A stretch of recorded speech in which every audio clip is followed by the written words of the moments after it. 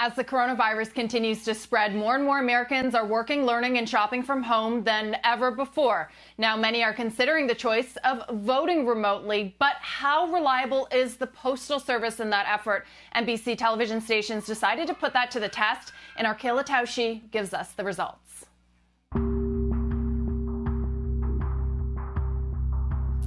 As Americans consider who will get their vote, millions are weighing how to cast their ballot and whether they can trust the messenger. So this month, 12 NBC-owned stations and NBC LX conducted an experiment, sending 155 first-class letters across a dozen major metropolitan markets. 88% of the letters arrived within 3 business days, the U.S. Postal Service's advertised time frame.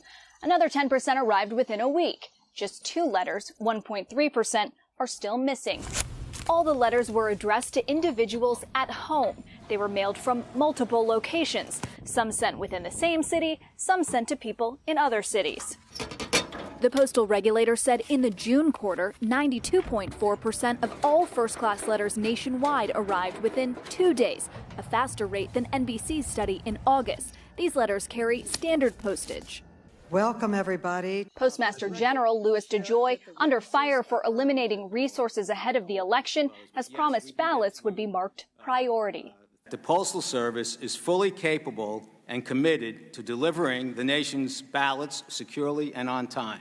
Union leaders say without overtime, without high-speed sorters, and without some 40,000 employees who have quarantined, manpower is limited.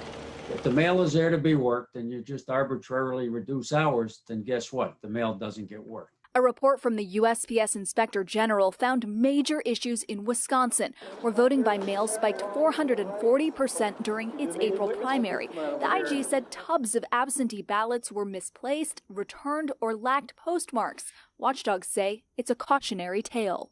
Not only was this a problem in places like Milwaukee, but it's a harbinger for potential nationwide issues in the delivery of ballots as the demand for mail-in voting increases because of the COVID-19 crisis.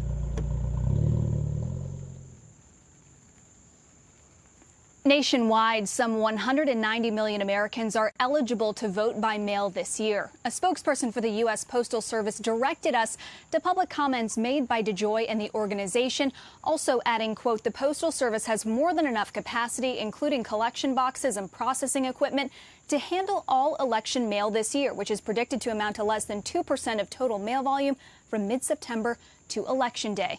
NBC stations plan to test the timeliness of the mail again in September and October in advance of the election. Deirdre? Kayla, thanks so much for that. Such an important story. We look forward to those later results as well.